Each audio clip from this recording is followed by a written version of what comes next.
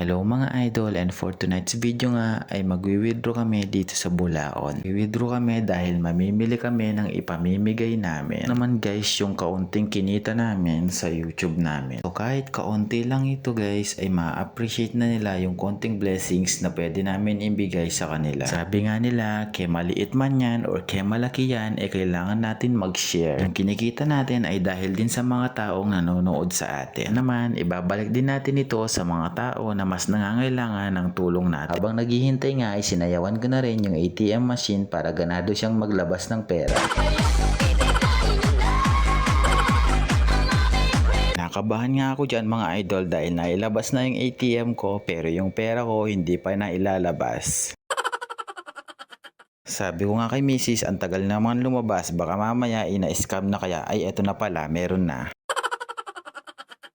Na umagahan nga ay nag-prepare na si Mrs. para sa ipamimigay namin. Take note guys na kami mismo ang nagluto niyan para makakasigurado na malinis yung pagkain na ibibigay namin. Naisip lang namin na kung sa isang tao na pagbibigyan namin ay malaking tulong na din sa kanya ito. At naisip nga rin namin gawin ito dahil minsan kapag dumadaan kami lalo na sa mga kalsada ay nakikita namin yung mga tao na nakabilad, naghahanap buhay, nangangalakal, nagbabasura, mga batang nanglilimos. Pagkatapos nga namin mag-prepare ay ready na kami para mag-deliver. Sabi ko kay Mrs. na lahat ng dadaanan natin na mukhang kailangan yung dala natin ay bibigyan natin nito. Binibigyan po kasi namin talaga ng prioridad ang mga nasa kalsada na katulad na lamang ng nagbabasura at mga nangangalakal. Dahil sa panahon natin ngayon ay masigit nilang kailangan yung tulong natin. Habang binabaybay nga namin ang daan papuntang Arayat ay nakita namin itong si tatay. Narito ako sa isang lugar na di ko maintindihan. Nakikipagsapalaran sa buhay na ang hantungan ay kawalan. Denumero ang galaw ng tao, bawat gawin ay may presyo. O narito ako sa isang lugar na di ko maintindihan.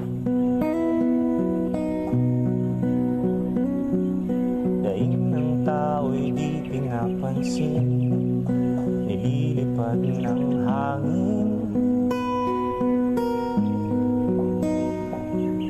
Pangkain sa araw-araw ay di malaman paano pagkakasyahin.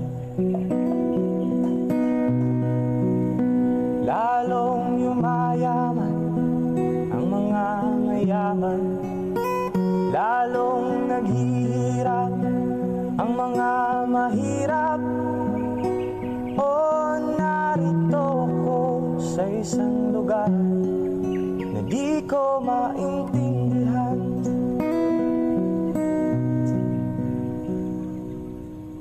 Narito ako sa isang lugar na di ko maintindihan.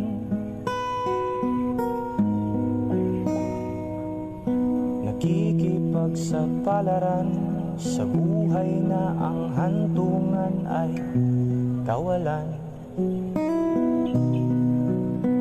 Denumero ang galaw ng tao, bawat gawin ay may presyo.